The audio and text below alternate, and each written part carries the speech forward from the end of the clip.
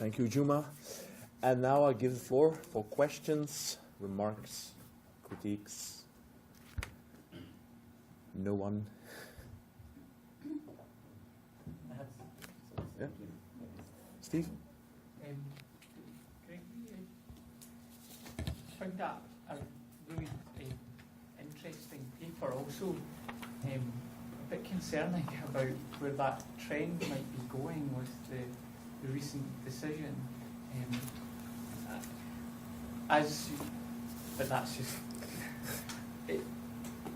it reminded me a lot of Isaac Berlin and his two concepts of liberty, the positive one and the negative one, and I could definitely see that mapping on to what you were speaking about, which, and as we're familiar with where Isaac Berlin went with that, was he was very concerned about maybe positive liberty, and I wasn't sure if that was linked to this conception of dignity that is given a value.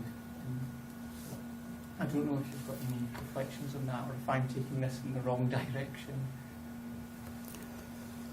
No, on the contrary, I think it's very enlightening, because this difference between positive and negative liberty is that you are free positively if you can do what you like to do, and you are free negatively when you are free from something, from some burden, from some limitation, right? And I think this is the crucial theoretical issue behind all what I just told you, because the freedom-based concept of human dignity is a kind of more positivistic approach, in the sense that, at least theoretically, it claims that human dignity cannot be legally defined. It's up to the given person what he or she likes to do. In this sense, it is positive. But at the same time, and that's the trick, at the same time you can argue that it's also negative freedom in it, because being free positively means being free negatively from all limitations, at the very extreme point of absolute freedom of human dignity.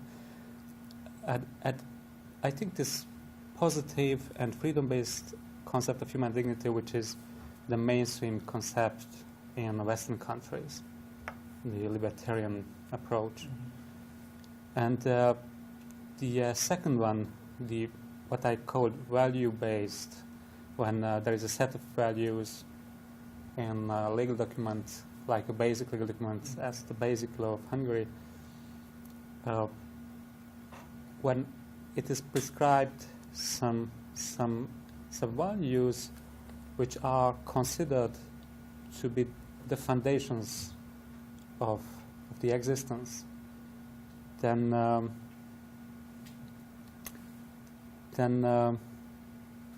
you are, it's a limitation, and I can put it into this framework of positive and negative liberty, because it's a kind of putting you before a limitation. You are free behind these barriers.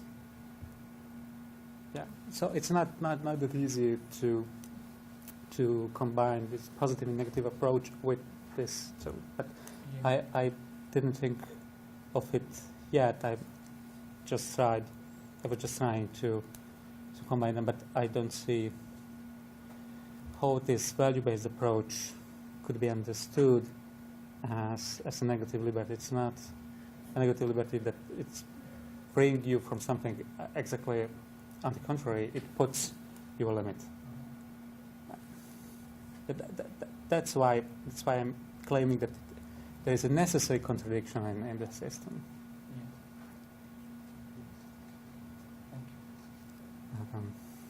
Other questions? Maybe a quick remark or suggestion. First of all, it was very interesting. So the question for Juma, it was very interesting. I'm thinking of a question for Juma because I think as an Israeli, I found some kind of parallel issues or questions and I was wondering because we also talk a lot in Israel about the role that the Supreme Court or the court or the law, but especially the Supreme Court of Israel. And I was wondering because historically, if I would use some broader lines, for example, so since the late 70s, we had back in 1977, we had a political shift in Israel, and because before then, sort of being a bit longer, but until the late 70s, there was the Socialist parties or the Social Democratic Party was ruling the state of Israel, and since the late 70s, there was a shift, and then the right wing was emerging, and since then, the left wing was never really, except the Rabin regime, the Rabin administration during the early 90s. So since then, there was some kind of an unstable situation in the political patterns in Israel, and then you can really, if you're looking on in historical perspective, you can somehow see the rise of well, in some perspective, the rise of the Supreme Court as it takes a very active role in getting into very political questions, and a lot of politicians are also very critical against this kind of. So maybe that's also, I was kind of had this kind of question whether that's also in some kind of a very, very broad comparative perspective, whether this kind of emerging of the Supreme Court and getting into some political questions is also related to political changes in India in this kind of period of time of under question. That's I think that was the bigger. There was an underlying argument of the paper that there is perhaps a marked because the judicial institutions, I mean, the judiciary is an institution like any other institution, and judges are very much political creatures. The institution is very much political in nature. So it's, I think it's quite natural to assume that that judges as political beings and the judiciary as a political institution will respond to the needs of the time. So, if you look at in the Indian context, if you look at much has been written about it. In fact, if you look at the post-emergency, which was in the 70s, 75, 25th June 1975, the emergency was declared. In 18 months, there was an emergency, and there were fundamental rights were suspended, and writ of habeas corpus was disallowed in the Supreme Court, so as to speak, and 7 high courts gave rulings. They had concurrent findings that even during emergency, habeas corpus could not be suspended. And the Supreme Court said that it's a question that we cannot enter into. It's for the Parliament to decide. So in a way, it bowed down to the political institution of the Parliament. And in the post emergency era, and especially during the late 70s and the 80s, the court suddenly, it was the atonement phase of the court, and the court wanted to redeem its image, because it was much criticized. The court's action during the emergency was much criticized. So then the entire 80s, the court tried to be it was arguably one of the most activist courts in the world. Then again in the 90s, the same court started kind of taking a more restrained approach. It was not so much of an activist court. But what I find more interesting is in the 2000s that the courts have, and it's not an uniform. The conservativeness is not very uniform across all sectors. So in certain cases, the court has been conservative in its approach, whereas in certain other cases, the courts are not as conservative as they used to be. So I'm just trying to find out why is it so. What is the reasoning? What is the logic? So you can say, for example, if I'm following your comments, or we can say that in general in human rights issues, for example, so the Supreme Court is taking much more, and for example, in other cases, in environment, for example, in environmental matters, now there is a National Green Tribunal, but that aside, even before the National Green Tribunal was created, the Supreme Court was not very, I mean, there was this very famous or infamous rather Narmada Bachao judgment where the court completely had a hands-off approach, so that we can't do anything. A right to development is also very much there in the constitution and all that. And so they had a very bizarre kind of articulation. But if you look at, as far as human rights is concerned, I think that's the more interesting area, because in human rights, human rights cases, as in where the court probably sees or visualizes like a state party, for example. I can just think of Chhattisgarh right now, because Chhattisgarh happens to be one of, there's been a Hindu majoritarian government there, and the state is also mired in a lot of controversies. Like there's a Naxalite violence that's going on, and the state government had armed civilians. Armed them against the Naxalites. Naxalites were the far left, it's a political group.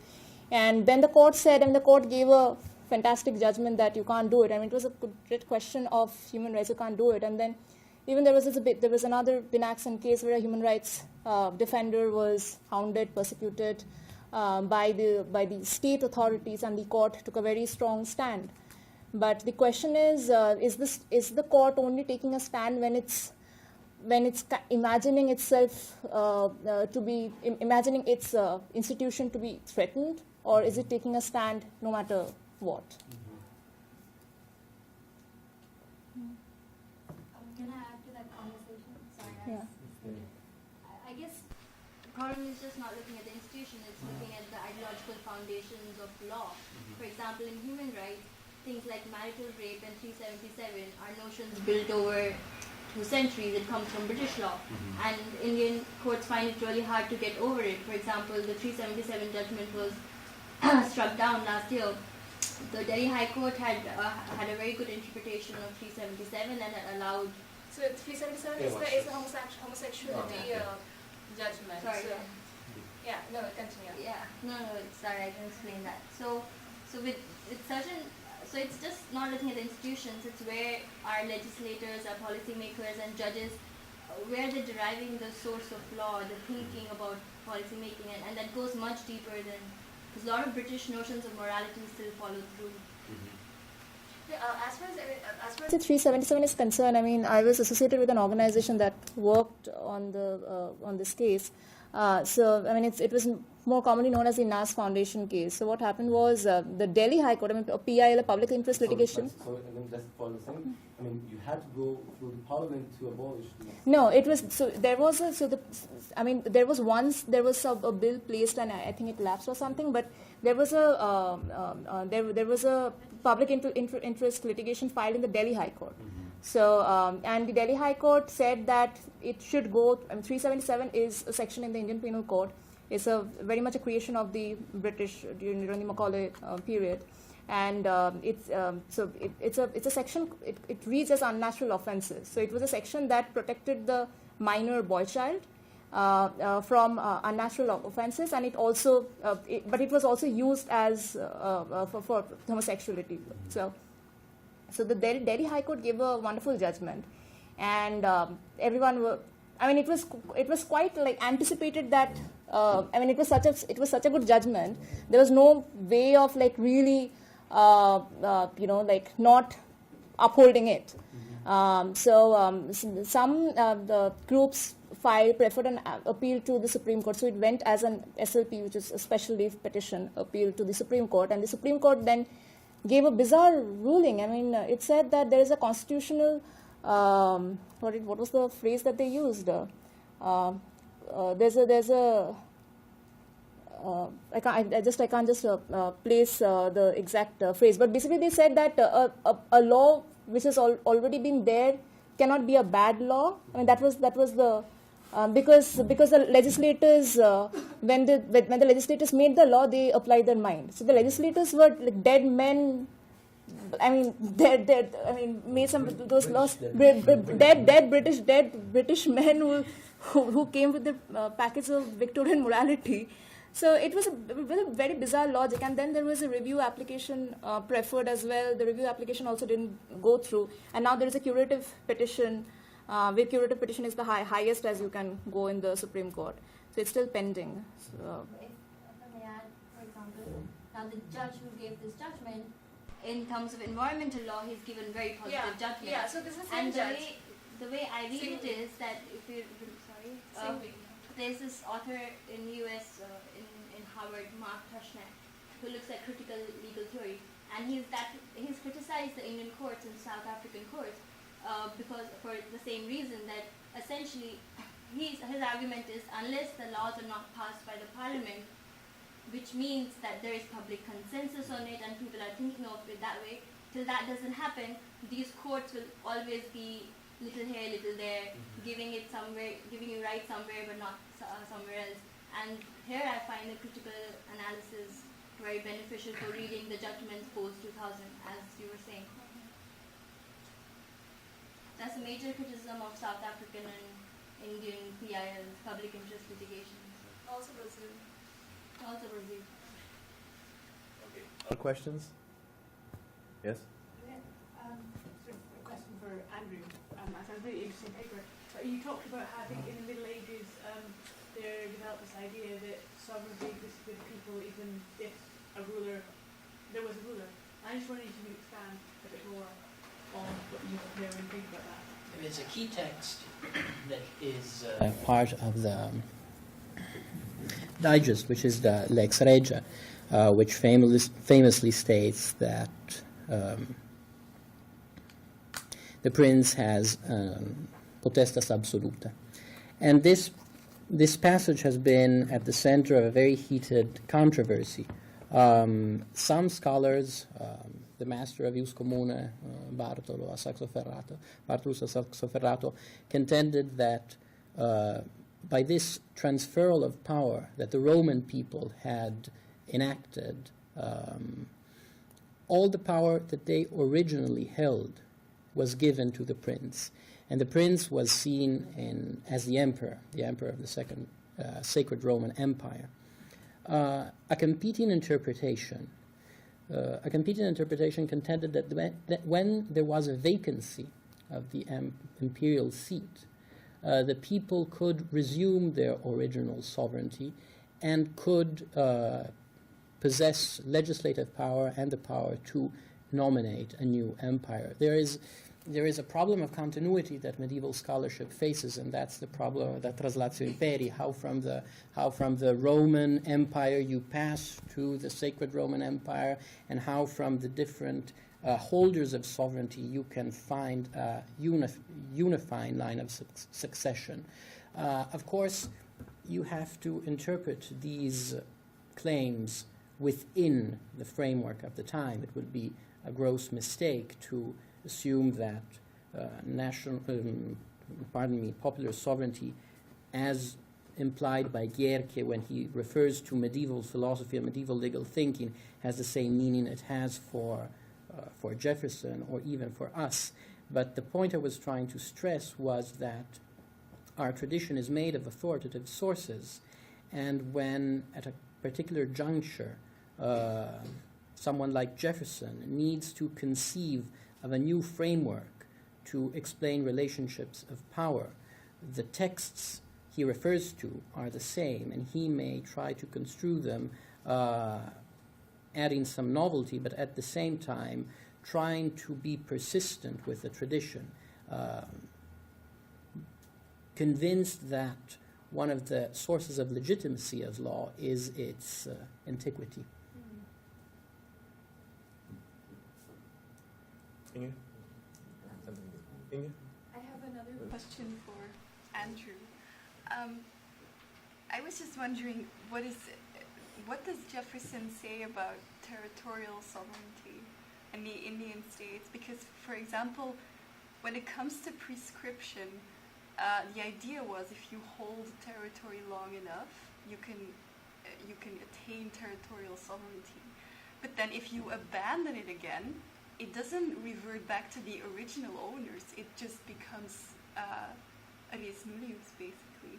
So what then, I mean, Did you find anything on that? It's just a general interest question. He writes, he does write on the Indians, but at least to my knowledge, not on this specific topic. Another problem with Jefferson is that he writes no comprehensive treatise on public law or constitutional law. The critical edition of his papers has reached volume, I think, 42, and it's still an ongoing process.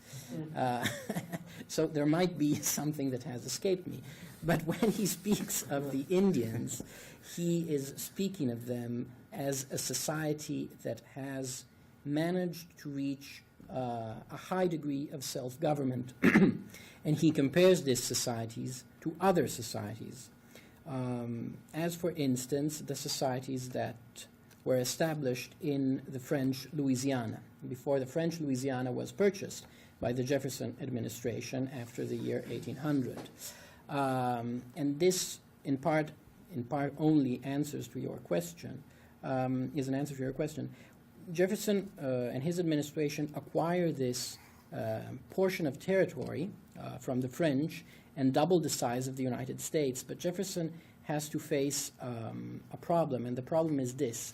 Should the rights of the founding states of the Union be extended also to the new territories? And at first he argues no. And the reason why he argues no is because of the political system and political education of the people raised in these territories, who have not been accustomed to self-government. So he does not make a territorial argument. His argument is, historically, the people raised under French dominion have not been able to develop that self-awareness and that sense of virtue and self-sacrifice that is necessary in a republic. And for this reason, at first we cannot extend to them the same rights that can be extended and are extended to the original members of the Union. Only in a second phase, once there have been some educational reforms that have rendered the inhabitants of the Louisiana Territory accustomed with this practice of self-government, can the same rights be extended? When Jefferson considered the Indians, on the other hand, as he believes that they are a self-governing society, he does not make the same claim. So when Jefferson is the most radical, he thinks of Indians as a self-governing society and thinks of the French inhabitants or the inhabitants of the French Louisiana as not a self-governing society. And so his relationship between sovereignty and the people is not strictly a territorial relationship, but it has to do with the customs of self-government. Question for Gergi. Have you looked at the provision, the paragraph you used as an example here as your case? It's probably one that is found in a lot of law codes. Especially, I know that there's one in Germany about forbidding wearing of the swastika. Have you looked at it from a comparative perspective, from what other countries, the judgments given there, especially concerning how they see human dignity in comparison? Because I'm pretty sure there's a German Supreme Court judgment too. Yeah. At least one, I think. Yeah. This job was done not by myself, but by the justices themselves in the second decision.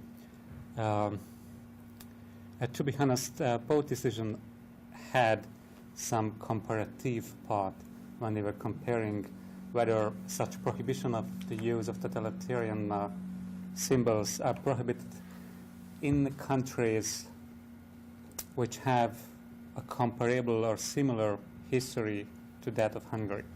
And in the first decision, there was a comparison with Germany.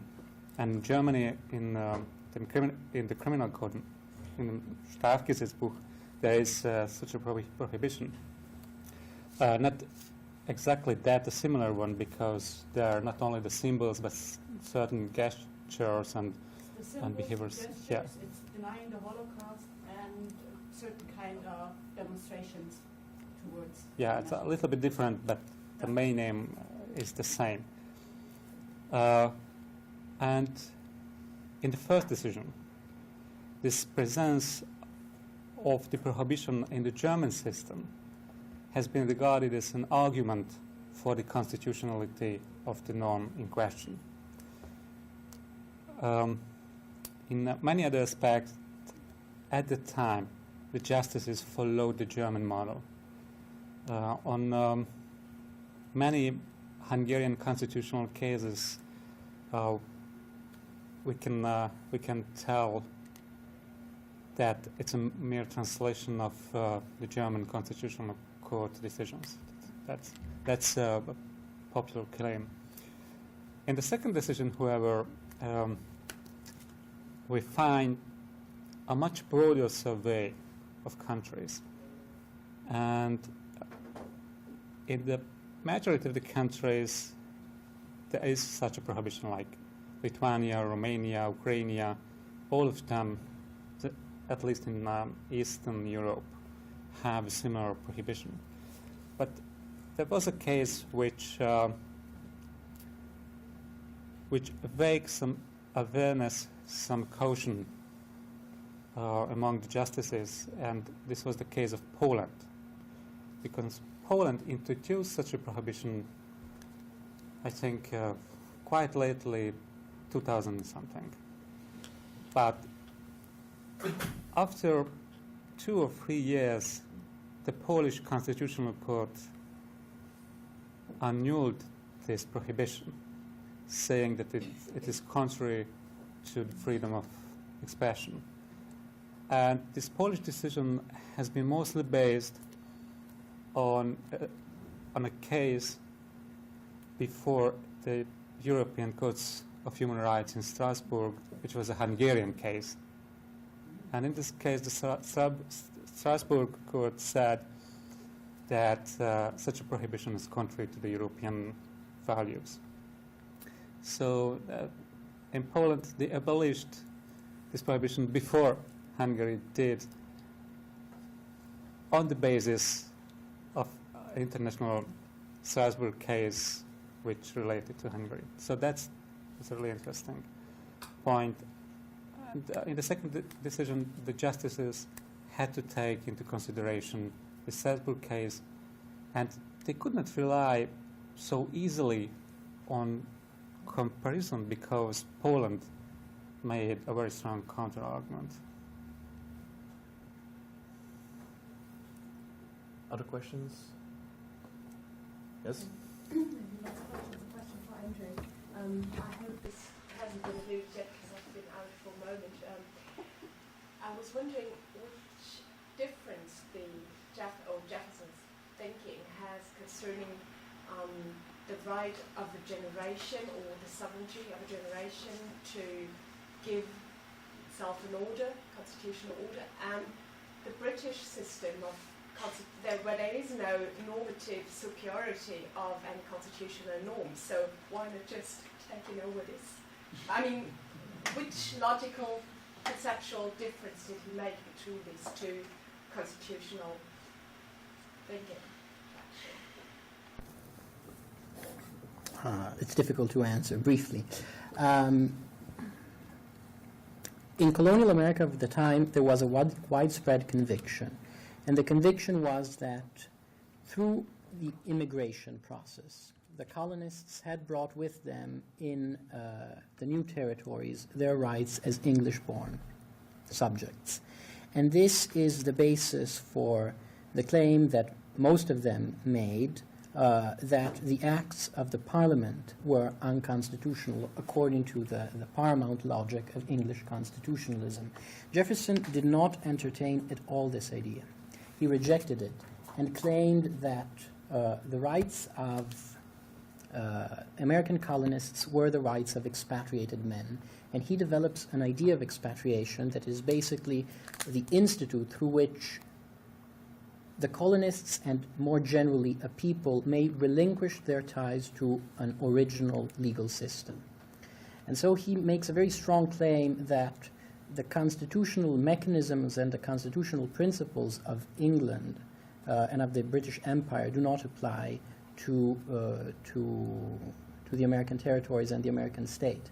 The main difference is that Jefferson calls for a direct political involvement. His idea in this letter, which is an idea that he will carry out through all his life, but develop it in the later stages of his life, is that every 19 years, the span of time he calculates corresponding to a generation, every 19 years, a constitutional convention should be called. And all people should have the possibility to participate in it, because he is interested in securing direct individual engagement in the exercise of sovereignty. So he does not, although he has a very strong sense of historical authority and of the judicial and legal implications of historical authority, his understanding of constitution and of constitutional law is not the common law interpretation of constitution. It is an act of will. Thank you. You're welcome. Thank you. Other questions? No. Then we can wrap it up 5 minutes before time. So it's a break. Thank you for